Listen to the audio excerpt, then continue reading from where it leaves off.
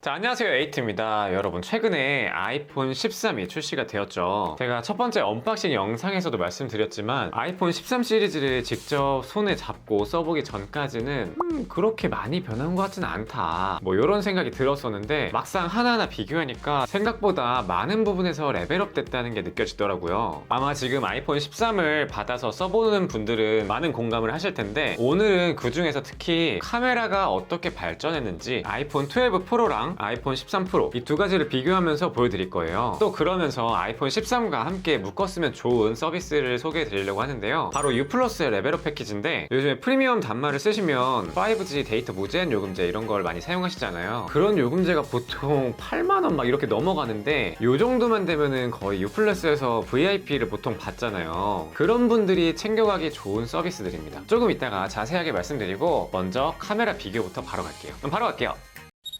먼저 첫 번째로 가장 크게 체감되는 거는 바로 망원 카메라입니다. 이렇게 카메라를 켜보면 아래쪽에 초광각, 그리고 광각, 망원 카메라 각각의 트리플 렌즈들을 클릭을 통해서 줌을 바꿀 수가 있죠. 그런데 아이폰 12 프로에 들어갔던 이 망원 카메라는 초점거리 52mm를 지원하는 2배 광학 줌이었습니다. 하지만 아이폰 13 프로에 들어가는 망원 카메라는 초점거리 77mm의 3배 광학 줌이에요. 그렇기 때문에 이렇게 간단하게만 비교해봐도 오른쪽에 있는 아이폰 13 프로가 훨씬 더 가까이 잡힌다라는 게 느껴지죠. 이 초점거리에서는 숫자가 크면 클수록 화각은 좁아지면서 멀리 있는 거를 크게 찍기에 좋다, 이런 거거든요. 개인적으로는 망원 카메라를 굉장히 좋아하는 편인데, 이 망원 카메라가 2배에서 3배로 넘어오면서 장점도 있고 조금 안 좋은 점도 있습니다. 먼저 장점이라고 한다면, 같은 거리에서 찍었을 때 피사체를 좀 더 가까운 곳으로 조금 더 명확하게 잡을 수 있다라는 장점이 있고요. 단점의 경우에는 아무래도 화각 자체가 좁아지다 보니까 뒤에 있는 배경도 같이 찍고 싶다 할 때에는 좀 아쉬울 수가 있겠죠. 그리고 추가로 가까운 거리에서 찍을 때는 망원 카메라로 온전히 담기가 어렵다라는 단점도 있을 겁니다. 그래서 실제로 이 거리에 따라서 차이를 좀 보여드리자면, 1m 떨어진 거리에서 각각 2배 줌과 3배 줌으로 촬영을 했을 때의 결과물은 이렇고요. 딱 한눈에 봐도 피사체의 크기가 서로 다른 것을 볼 수가 있죠. 그런데 여기서 궁금증이 생긴 건 바로 이겁니다. 12 프로는 2배가 광학줌, 13 프로는 3배가 광학줌이라고 했잖아요.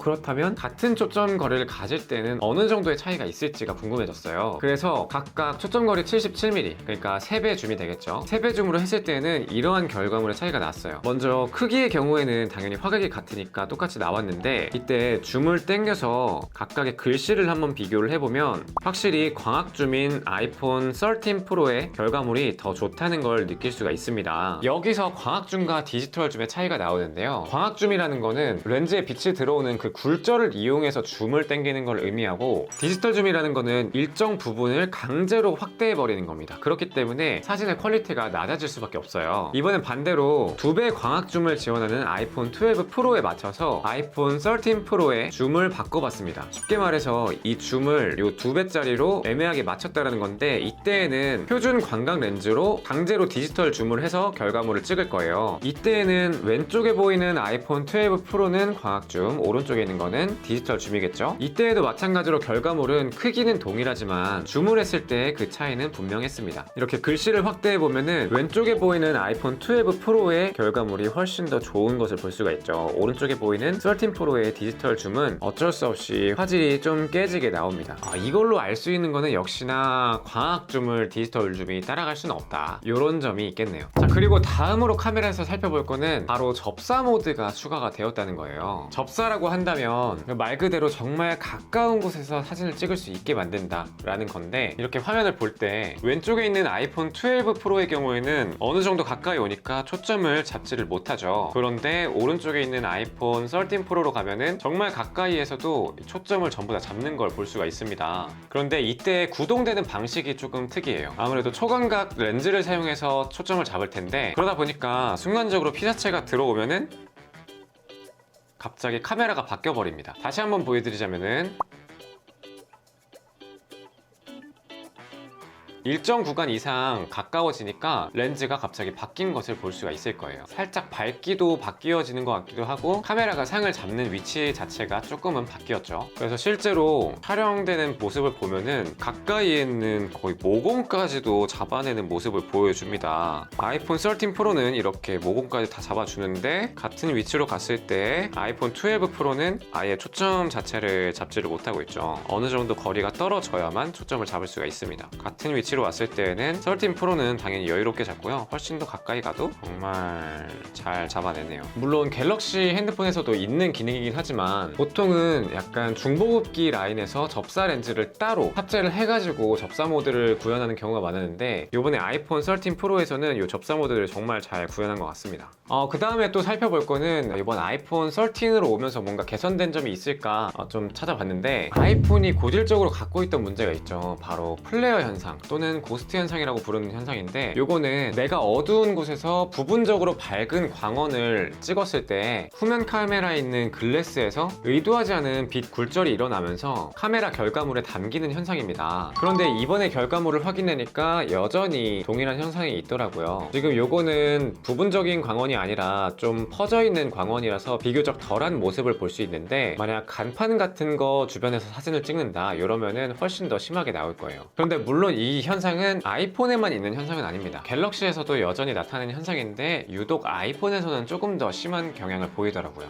그리고 이번에 카메라에서 또 변한 부분이 있는데 특이하게 색감이 변했더라고요. 원래 아이폰 하면 색감 좀 노르스름하고 좀 따뜻한 색감? 뭐 그런 게 있었는데 이번에는 좀 많이 탈피했습니다. 그래서 사진을 찍은 걸 보면은 왼쪽에 있는 아이폰 12 프로는 살짝 노르스름한 기운이 있는데 오른쪽에 있는 아이폰 13 프로의 결과물은 살짝 노란색이 빠진 그런 색감이죠. 화이트 밸런스 값에서 조금의 수정이 일어난 것 같아요. 이 현상은 셀카에서도 동일하게 나타나는데요. 후면 카메라나 전면 카메라 동일하게 화이트 밸런스에서의 차이가 있는 것 같습니다. 전체적으로 색감이 13 프로에서 조금 더 푸르게, 그러니까 노란색이 빠지고 푸른색으로 바뀌었다고 생각하시면 좋을 것 같아요. 자, 그리고 또 카메라에서 저조도 테스트를 한번 해봤는데요. 아무래도 이번에는 센서의 크기가 좀 더 넓어지면서 저조도에서 좀 강점이 있겠다라는 생각이 들어서 사진을 찍어봤습니다. 둘이 똑같은 위치에서 삼각대에 올려두고 촬영을 한 건데요. 아이폰 12 프로나 아이폰 13 프로나 야간 모드가 훌륭하다라는 점은 느껴지는데 조금 더 디테일하게 살펴보면은 참 차이가 있었습니다. 각각 오른쪽 아래쪽 부분을 보면은 좀 어두운 부분에서의 디테일의 차이가 있죠. 왼쪽에 있는 아이폰 12 프로는 오른쪽 아랫부분이 살짝 밝은 데 비해서 아이폰 13 프로는 그 어두운 영역을 더 어둡게 표현을 했습니다. 그리고 하늘만 봐도 그 차이는 더 분명해요. 아이폰 12 프로는 전반적으로 다 밝다라는 느낌이 가지만 아이폰 13 프로는 그 와중에 명암을 조금 더 표현했다는 느낌이 들어요. 그리고 결과물을 강제로 확대를 했을 때 이 해상력의 디테일을 보면은 아주 큰 차이까지는 없지만 약간 미세하게 아이폰 13 프로의 해상력이 조금 더 좋다라는 생각이 드네요. 건물 외벽에 있는 이러한 주름이